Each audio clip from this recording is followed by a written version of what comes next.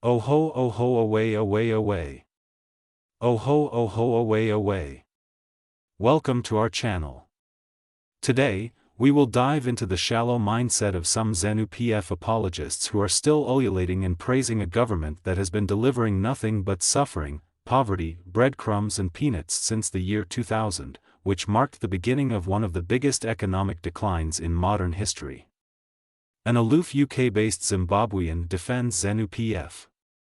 This is what she said: Zimbabwe is doing fine even with its collapsed system. Wait a minute. Oh ho, away, away, away. Oh ho, away, away. Is this even true, or is it a joke of the year, a delusional mindset? Only someone who is uncaring, selfish and blind to reality, burying their head under the sand like an ostrich, will spout this nonsense. Oh ho, away, away, away. Oh ho, away, away. For some time, I've been following a UK-based Zimbabwean YouTuber named Resithrive, also known as Bertha Mukodzani. Driven by curiosity, I've tuned into her content to catch up on the diaspora's perspective on Zimbabwe and broader discussions. Initially, Bertha started as a general lifestyle vlogger, sharing videos on topics like DIY tutorials, personal development, and online opportunities. Over time, however, her content evolved, revealing a subtle but noticeable tilt toward political commentary on Zimbabwean issues. If you delve into her earlier videos from around 2021, you'll notice that her platform struggled to gain traction. Her uploads garnered modest viewership, with some taking years to accumulate just a few hundred views. But her journey on YouTube took an intriguing turn when she began sharing opinions about Zimbabwe's socio-political and economic landscape. Among her more contentious statements is one that caught many off guard. She claimed, "Zimbabwe is doing fine even with its collapsed systems." As you can see on the screenshot. This bold assertion seems baffling, given Bertha's background. Having lived in the UK for over 2 decades and holding dual citizenship, one might expect her to have gained insight into what it takes to build a thriving nation, one that prioritizes its citizens' welfare across areas like the economy, healthcare, infrastructure, and job creation. However, Bertha's comments paint a different picture, resembling the rhetoric often associated with Zimbabwe's ruling ZanuPF party. Her statements suggest a detachment from the lived reality of Zimbabweans who face immense challenges daily. A disconnect from reality. Bertha's assertion that Zimbabwe is doing fine has drawn comparisons to figures like Rutendo Matinyarare, another prominent ZanuPF supporter. Rutendo infamously declared Zimbabwe's supposed prosperity, mineral wealth and opportunities on SABC TV, only to be challenged on why he resides in South Africa if Zimbabwe truly offers such opportunities. Let's listen to the video. Land to come waiters in South Africa. They've run away from mining gold, platinum, diamonds, and resources to come to South Africa because they would rather prefer to be given a job by somebody else, to use their CV rather than to take over the land, take the resources, and use those resources to become rich the way that it has made the Rhodesians rich. Why don't they? I mean, if that's what you're saying, they're running away from those wonderful opportunities. Why don't they take up the opportunity? In fact, why don't you take up the opportunity? Why would you come and make your fortune here in South Africa when, as you've described it, you could be making a fortune in Zimbabwe? Why are you here? Because I'm part of the problem in Zimbabwe. My attitude of thinking that I had to come and take up the opportunity that was offered to me here, so why don't you go instead home? of mining May land. I ask you that? Why do you not I am go going home? But right now I've also got family in South Africa. I've got South African children, and those South African children don't just allow me to just stand up and leave, but I do have projects that I'm taking part in Zimbabwe because I've learned that those resources are the most important thing. If you have such faith in your country, in Zimbabwe, I would say and I would think you would get up and you would take your family and you would go and fix up the future of Zimbabwe. If you're saying there's land, if you're saying there's minerals, if you're saying there is so much wealth and opportunities for you there, you're living a contradiction. No, I'm not living a contradiction. You certainly are. By sitting here, you're living a contradiction. Because people are suffering in Zimbabwe. So why are people not languishing here? Why are people not going to the Netherlands? Why are Germans not going back to Germany? Is it because their countries are bad? Is it because they're running away from problems in the UK or in the States? Why aren't Europeans going? What are you doing here? I live here. This is my home. I'm not running away But from it. why are you living here instead There's of Europe? great Why did your opportunities, and I great-grandparents love come this here instead country. of Europe? We're not talking about grandparents. We're talking about me. No, We're talking about you've you. made it sound like a Zimbabwean needs to go back to Zimbabwe to show that Zimbabwe is working. So why are Europeans not going back to Europe? Why are Asians not going back to Asia? Why are they staying in South Africa? The context of the conversation is that you're saying that Zimbabwe is a beautiful country with great opportunities and people have run away from there to become waiters. The context is you are living here in South Africa when you could be going back and making that country work. That's the context. You also forgot that I was asked to come here. Somebody thought my skills were important here. I've been asked to go to other countries, but I believe in this country. But why don't you believe in Europe? No, I believe in South Africa. Why don't you believe in Europe? I believe in my country. Why don't you believe in Europe? This is not about me and you. This is about Zimbabwe. But your question has to apply to you as well, though. Okay. Is he saying the 5 million, 6 million Zimbabweans here were also asked to come here, like he was asked to come here? No, they were not asked. They jumped the borders out of desperation. They are here to make a living because their country has nothing to offer for them. Zimbabwe stands now as a destroyed country. All hope is lost in Zimbabwe. It doesn't help that the man who succeeded Mr. Mugabe is not doing any better. You saw when Mr. Mugabe was ousted in the military coup, the thousands and thousands of Zimbabweans who thronged the streets in celebration, who held hope that at least Mr. Mnangagwa was going to do things differently. Yeah. It's said that he is following in the footsteps of his former boss, and there hasn't been much change. But Zimbabwe is now a desperate, destroyed country. We cannot defend the indefensible. Yeah. Very, very quickly, I mean, we've run out of time. I ask you in 30 seconds, just Mbeki says Mugabe's dream was to see other oppressed African countries free, which is, of course, why he supported the ANC in its liberation struggle. Is that a fair comment? Well, it's a fair comment that Mugabe spoke for Africa's liberation. But that's not the issue. The issue is Mugabe's record in leading his own people. He destroyed the country. Zimbabwe is now completely a hopeless state to live in. I've been in Zimbabwe. The life there is so difficult. So difficult. Why? Because of Mugabe's bad policies. Because of Mugabe's bad governance. So let's not mix the issues here. Yes, he might have supported the ANC. So what? Many other people supported the ANC. Okay.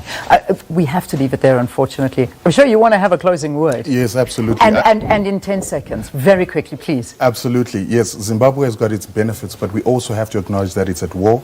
The entire Western world, a superpower nation, has imposed sanctions on Zimbabwe. And the fact that Basildon doesn't talk about it, I find it very interesting and very weird. But the sanctions have been imposed because of what? The bad things that these people are doing. Where do you get that from? Where do you shoot your people? Where do you get that from? Demonstrate and you deploy soldiers to shoot them. All right. Surely the civilized world is not Where do you get that from? Where do you get that from? When did the sanctions come in? When did the sanctions come in, and when did the people get shot? The sanctions were imposed. All right, this has been quite a fiery episode of Morning Live here. What a way to end off a Friday. They can continue having their conversation. We unfortunately have to say goodbye to you. Thanks for watching. Sakina, I don't even know if I can find you to say goodbye. On that high note, all there's time for us to say goodbye. Have a fantastic. Oh ho, away. Such narratives highlight the hypocrisy often observed in ZanuPF apologists who celebrate Zimbabwe's alleged progress while enjoying the comforts and opportunities of foreign nations. Bertha's case is no different. While praising Zimbabwe's supposed resilience, she continues to live in the UK, benefiting from its stable economy, functional healthcare, and modern infrastructure. This contradiction raises a critical question. Why not return to Zimbabwe and partake in the fine system she so passionately defends?